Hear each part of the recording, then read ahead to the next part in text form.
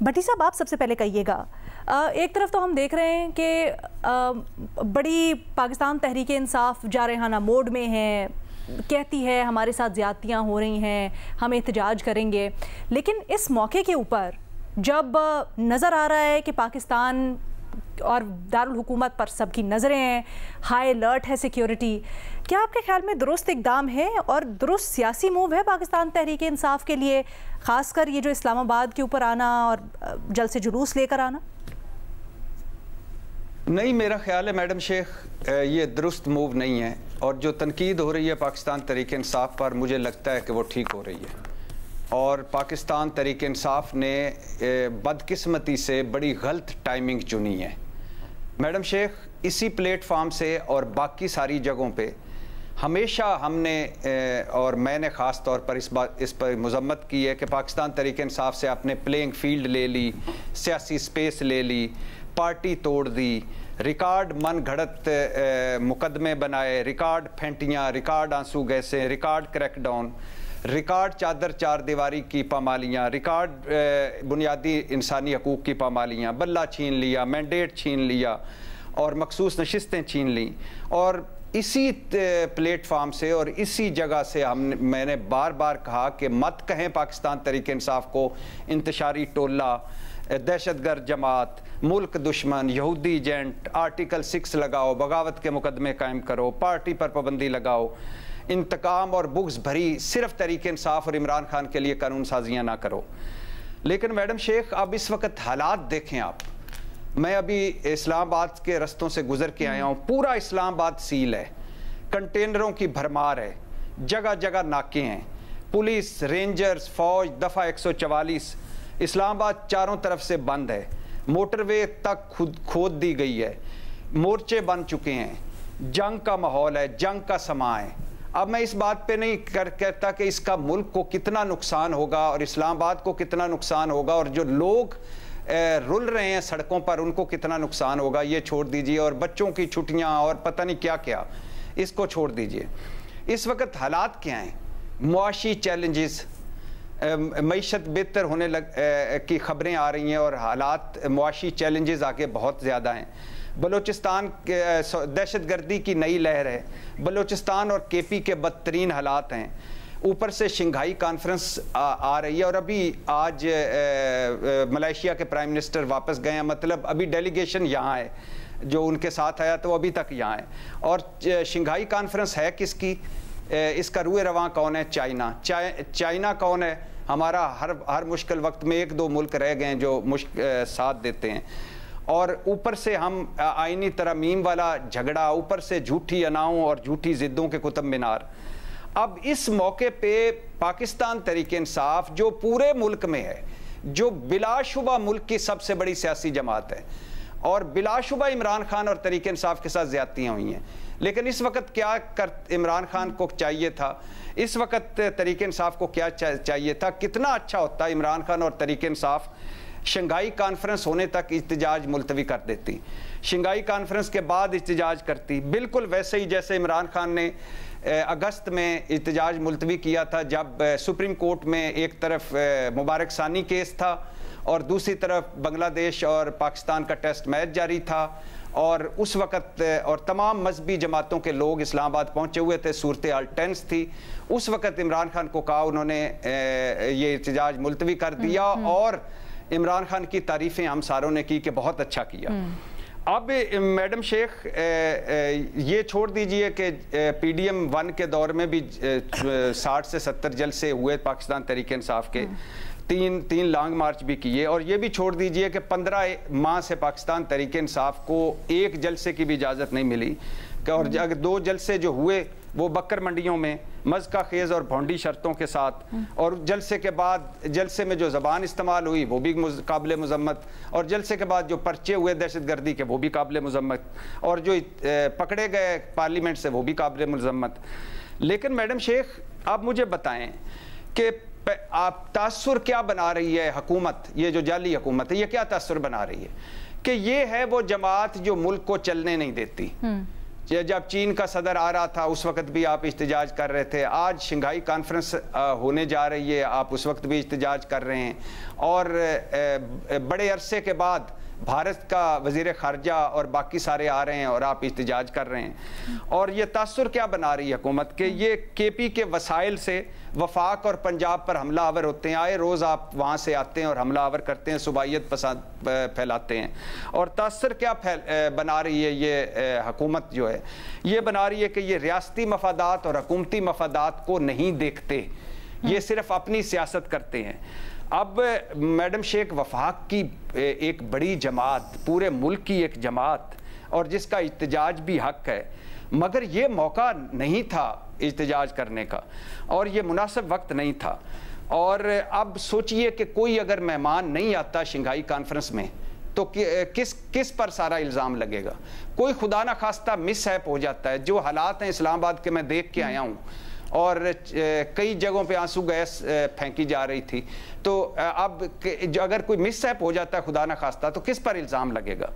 اور اب اگر میڈم شیخ جو اس وقت اسلام آباد میں ہے, یا جو ایک تاثر بن رہا ہے کہ بھائی یہ لگ ایسے رہا ہے کہ کے پی میں گورنر راج لگا دیں, یہ حالات اس طرح ورنہ نہیں سنبھلیں گے. اور بہت سارے دوست اب ہمارے ساتھ جو وہ بحثیں کرنے لگ گئے ہیں کہ جی پھر یہ تو ایم کیو ایم کی الطاف حسین والی ایم کیو ایم ہو گئی, تو اگر پی ٹی آئی پر کی حکومت یعنی کے پی میں گورنر راج خدا نہ خواستہ لگ جاتا ہے, اگر اس کو الطاف حسین کی ایم کیو ایم سمجھا جاتا ہے, اور اگر انہی چیزوں کی وجہ سے عمران خان اور پاکستان تحریک انصاف کے لیے آگے چل کر مشکلات پیدا ہوتی ہیں, یا انہی چیزوں کی وجہ سے یہ حکومت جو فارم 47 کی وہ مزید مضبوط ہو جاتی ہے, تو کس کا نقصان ہے, عمران خان کا اور پاکستان تحریک انصاف کا. تو لہٰذا میں سمجھتا ہوں, میں درخواست بھی ان سے کروں گا کہ خدا کے لیے اگر آج آپ نے ڈی چوک پہ آنا تو پاگل پن ہے نا, آپ ڈی چوک پہ آ کے کیا کر لیں گے. جیسے ہم اس پہ مذمت کرتے ہیں کہ کسی سیاسی جماعت کو طاقت سے کرش نہیں کیا جا سکتا, ویسے یہ بھی ٹھیک ہے, اور یہ عمران خان خود کہتے تھے سڑکوں پر آ کر حکومت کو فارغ نہیں کیا جا سکتا. یہ آپ نے بڑی اہم بات کی کہ حکومت کی طرف سے تاثر بیان بازی آ رہی ہے, یا یہ پاکستان تحریک انصاف کے اوپر چھاپ لگتی جا رہی ہے کہ وہ احتجاج تشدد کی سیاست کی طرف زیادہ. لیکن بے نظیر, کیا اگر یہ تاثر بن رہا ہے یا الزامات لگ رہے ہیں تو ان میں کوئی سبسٹنس نہیں ہے؟ کیونکہ ہم دیکھتے ہیں کہ ایک صوبے کے وزیر اعلیٰ ہیں, وہ ہر دوسرے دن کبھی وفاق کے اوپر دھمکیاں دیتے ہیں, سرکاری جو مشینری ہے, سرکاری وسائل ہیں, ان کا استعمال کر کے یا وفاق یا کسی صوبے کی طرف رخ کر لیتے ہیں. تو اس سے امیج کیا جا رہا ہے پاکستان تحریک انصاف کی سیاست کا اور پارٹی کا؟ علینا, میں امیج پہ آتی ہوں, لیکن پہلے یہ بات کرنا ضروری ہے کہ اس وقت پی ٹی آئی کے لیے کیوں اتنا اہم ہے احتجاج کرنا اسلام آباد میں بھی اور باقی بھی شہروں میں. میرے خیال سے پی ٹی آئی کے لیے اگلے جو 20-21 دن ہیں وہ بہت اہم ہے, جب تک ہماری چیف جسٹس جو ہیں وہ ریٹائر نہیں کرتے, کیونکہ اس دوران حکومت کی کوشش ہوگی کہ وہ آئینی ترمیم لے کے, اور اب شاید یہ بھی کچھ خبریں آنا شروع ہو گئی ہیں کہ شاید اگلے ہفتے نیشنل اسمبلی کا سیشن بلایا جائے اور ترمیم رکھی جائے.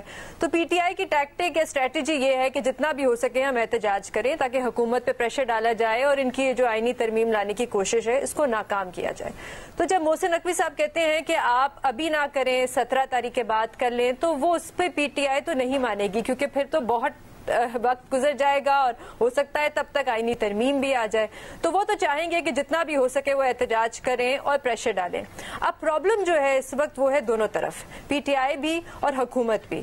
پی ٹی آئی کا ایک امیج بن گیا ہے کہ وہ جب بھی احتجاج کی کال دیتے ہیں, یا اکثر جب وہ احتجاج کی کال دیتے ہیں, تو ان کا ٹریک ریکارڈ اتنا اچھا نہیں ہے. 2014 کا لے لیں, پارلیمنٹ پی ٹی وی کا جو حملہ تھا, پھر 9 مئی کے واقعات بھی ان کے ساتھ جو ہیں وہ جڑے ہوئے. تو ایک خوف رہتا ہے ریاست میں کہ یہ احتجاج کی کال دیں گے تو کہیں ایسا نہ ہو کہ حالات خراب ہو جائے. اب ہونا کیا چاہیے تھا, سیاسی مسئلہ ہے, سیاسی طریقے سے حل ہونا چاہیے تھا. میری رائے میں حکومت کو بیٹھنا چاہیے تھا پی ٹی آئی کے ساتھ. ٹھیک ہے, آپ کی ایک ٹائم لائن ہے, آپ چاہتے ہیں کہ آپ اس میں احتجاج کرنا چاہتے ہیں, آپ کے لیے وقت بہت اہم ہے, تو آئیں چلے بیٹھتے ہیں. آپ ڈی چوک پہ نہ کریں, آپ اسلام آباد میں کہیں اور کر لیں, آپ پنجاب میں کہیں اور کر لیں. لیکن حکومت کی طرف سے کیا آتا ہے, ریاکشن نہیں آتا علینا, اوور ریاکشن آتا ہے. آپ نے پنجاب کے بڑے شہروں میں سیکشن 144 لگا دیا. آپ کے وزراء آتے ہیں ٹی وی پہ اور کہتے ہیں پی ٹی آئی تو ایک دہشت گرد جماعت ہے. آپ کے انٹیریئر منسٹر آ کے کہتے ہیں میں کیوں ان سے بات کروں, میں تو نہیں بات کروں گا. آپ کیوں نہیں بات کریں گے؟ آپ انٹیریئر منسٹر ہیں, آپ کا کام ہے مسئلے کو حل کریں بجائے اس کے کہ آپ اس قسم کے بیانات دیں. یہاں پہ بالکل پی ٹی آئی کا ایک بڑا ریکلیس ایٹیٹیوڈ ہے احتجاج کے حوالے سے, لیکن زیادہ بڑی ذمہ داری کس کی بنتی ہے؟ حکومت کی بنتی ہے. آپ بیٹھے اس معاملے کو حل کریں. اور مجھے بڑی حیرانی ہوئی ہے علینا آج کے حکومت آپ کو نظر نہیں آتی. کہاں ہے حکومت کی قیادت, کہاں ہے مسلم لیگ نون کی قیادت؟ کیوں نہیں بیٹھ رہی وہ پی ٹی آئی کے ساتھ اس مسئلے کو حل کرنے کی کوشش کر رہی؟ مجھے نہیں پتا محسن نقوی صاحب کس کی نمائندگی کرتے ہیں, اور محسن نقوی صاحب کو وہ اس وقت فیس آف دس گورنمنٹ ہے, اور ان کا حل جو ہوتا ہے وہ ہر چیز کا ہم نے دیکھا ہے کہ سوشل میڈیا بند کر دو, انٹرنیٹ بند کر دو, کنٹینر لگا دو.